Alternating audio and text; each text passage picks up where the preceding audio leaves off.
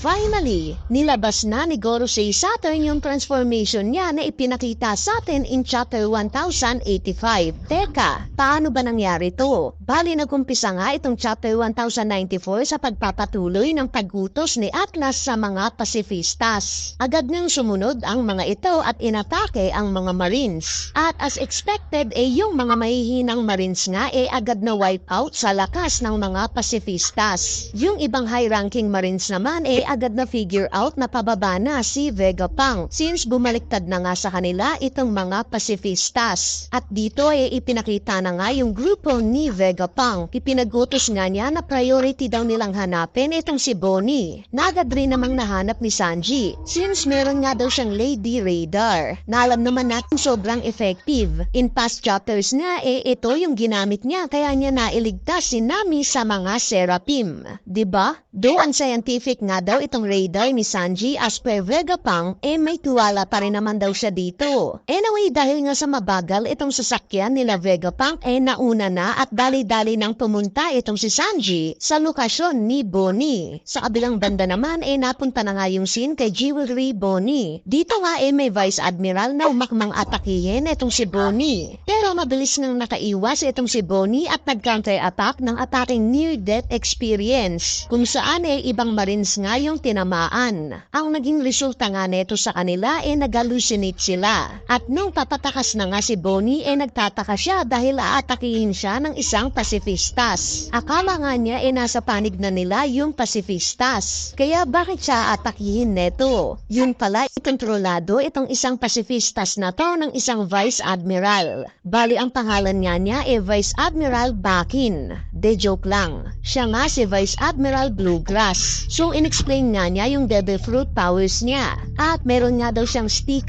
fruit kung saan meron nga siyang parang stick at kung sino nga daw yung madapuan neto kaya na niyang makontrol. At dahil nga sa may history etong si Bonnie sa mga pasifistas, since kamukha nga ito ng tatay niyang si Kuma, natulala nga lang siya nung aatakihin na siya netong pasifistas. Buti na nga lang at dumating kaagad itong Knight in Shining Armor niya na si Sanji. Bali papayuan nga sana ni Sanji itong si Bonnie patungkol kay Kuma at sa pasifistas. Pero bago pa nga matapos si Sanji sa sasabihin niya umatake na naman itong Vice Admiral na may sibat. Buti na nga lang at mabilis itong nasense ni Sanji kaya naitakas niya kaagad palayo itong si Bonnie. At dito pinasakay na nga sila ni Vegapunk para maging safe sila since nasa panig naman na daw nila itong mga pasifistas. Sa sumunod na panel naman nabalik nga tayo sa nangyayaring laban nila Admiral Kizaru at Luffy. Patuloy nga silang nagpapalitan ng atake hanggang sa sinabi nga ni Kizaru na hindi daw siya makakapag-focus sa misyon niya kung mananatili siyang lalabanan itong si Luffy. Ang sinagot nga lang ni Luffy yun daw mismo yung misyon niya. At dito mabilis na nga tumakas pababa si Kizaru. At habang naghahabulan nga itong dalawa na to bigla silang may naramdaman na malakas na aura. Hindi nga lang sila dahil pati nga sila Zoro, Rabluchi at Jinbei naramdaman din itong napakalakas na aura na to. So itong misteryosong tao pala na to na nararamdaman nila si Gorosei Saturn na. Ipinagkutos nga niya kaagad sa mga pasifistas na huminto na ipinagtataka naman ni Atlas since ang alam nga niya wala sa isla na to ang may mas mataas na authority sa mga pasifistas kesa sa kanila ni Vegapunk unless kung nandito daw ngayon ang Gorosei. At speaking of Gorosei may nakita ngang magic circle itong mga Marines. May vibes nga itong magic circle na to ng may pagka-satanic o demonic at dito nagkaroon na nga ng announcement para sa mga Marines. Sinasabi nga na si Gorosei Saturn daw lalapag na sa Egghead Island. Lahat nga daw ng mga lower rank Marine officers hindi siya pwedeng tignan. Nung marinig nga yun nila Vegapunk gulat na gulat sila. Hanggang sa napansin na nga ni Sanji na may lumalabas sa magic circle sa ibaba. At dito ni-reveal na nga yung appearance ni Gorosei Saturn. So basically, parang similar kay Black Maria yung transformation niya. Meron nga lang siyang swirl pattern sa katawan, sungay at yung swirl cloud pattern na similar sa mga awakened Zoan Devil Fruit users. Bali yung isang low-ranking marine nga na nakakita kay Saturn agad na binawian ng buhay. Sa anong rason? Hindi pa natin alam. Anyway, biglang nabalik yung scene kila Luffy at Kizaru. Dito nga nakita na ni Kizaru etong sasakyan nila Vegapunk. Kaya naman bigla nga niya tong inatake. Buti na nga lang at napansin kaagad ito ni Luffy. Pero imbis nga nasalagin, kay umatake rin etong si Luffy ng Gomu Gomu no White Star Gun. Kung saan direkta nga niyang tinamaan si Kizaru sa ulo, na similar sa ginawa rin niya kay Kaido. At ang naging resulta nga nito nalihis ng konti itong laser ni Kizaru kila Vegapunk. Pero tinamaan pa rin yung sasakyan nila. Kaya nga nakita natin silang nahulog pa rin pababa, same as Luffy. Dahil nga sa matagal na niyang gamit itong Gear 5 parang naubusan nga siya ng resistensya. Kaya naman nakita nga nating na-drain siya at bumagsak rin sa ibaba. At sa huling panel nga ng chapter na to nakita natin nakaharap na ng grupo ni Vegapunk itong si Gorosei Saturn. At sa hindi nga inaasahang pagkakataon muling nagkita itong sila Vegapunk at Saturn. At dito ipinakita si Bonnie na kumuha ng katana. Galit na galit nga yung mukha niya at biglang tumalon at sinaksak si Gorosei Saturn sa dibdib. Habang nangyayari nga ito may bumabalik sa alaala ni Bonnie. Ito nga yung memorya niya kung paanong inutusan si Vegapunk na gawing 100% na cyborg yung tatay niyang si Kuma. At dito na nga nagtatapos itong chapter 1094. Bali ngayon pag-usapan naman natin ang mga pangyayari sa chapter na to. Unahin na natin itong nangyaring laban nila Kizaru at Luffy. Gaya nga ng sinabi ko sa spoiler video natin, focus nga itong si Kizaru sa misyon niya. Kaya hindi niya nilalabanan itong si Luffy. Pero nakita naman natin yung naging resulta ng hindi niya pagsiseryoso kay Luffy. Naalog nga yung utak niya. Last minakpa siya ni Luffy sa pamamagitan ng paggaya sa mukha niya nung papabagsak na ito. So itong weakness nga ng Gear 5 na pagka-drain hindi pa ini-explain ni Oda. Yes, nakabalik nga si Luffy sa pagkaka-drain niya sa naging laban niya kay Kaido. Kaya probably magagawa pa rin niya yan ngayon.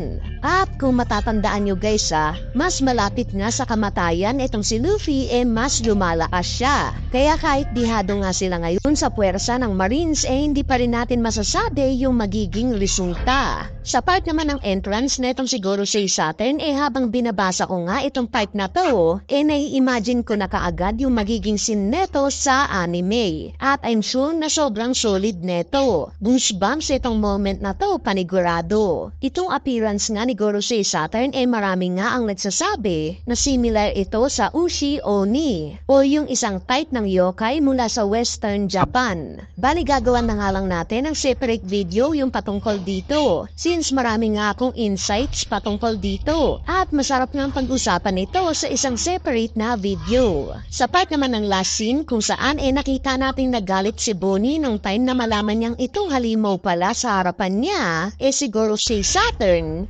mukhang pinapalabas nga na hindi sariling desisyon ni Vegapunk yung pagte-turn kay Kuma into 100% cyborg. Bagkos napag-utusan lang rin siya. At dahil nga sa kilala natin si Bonnie na sobrang reckless malamang na yung nag-utos kay Vegapunk kaya naging pure cyborg itong si Kuma dahil sa utos ng mga Gorosei. Kaya ganun na lang yung galit ni Bonnie nung inatake niya itong si Saturn. Anyway, ngayong gumalaw na nga si Gorosei Saturn at handa na rin siyang lumaban. Plus si Luffy nga nakita natin sobrang drain na at si Zoro naman malayo. Mukhang bumababa na nga ang tsansa na itong Straw Hat Pirates na makatakas pa sa Egghead Island. Kaya naman para sa inyo ba? Ano sa tingin nyo ang mga susunod na mangyayari? Ano kayang diskarte ang gagawin ng Straw Hat Pirates para malampasan itong ganitong kahirap na sitwasyon? Kung may idea nga kayo i-comment nyo na yan sa ating comment section sa ibaba para mapag-usapan natin yan.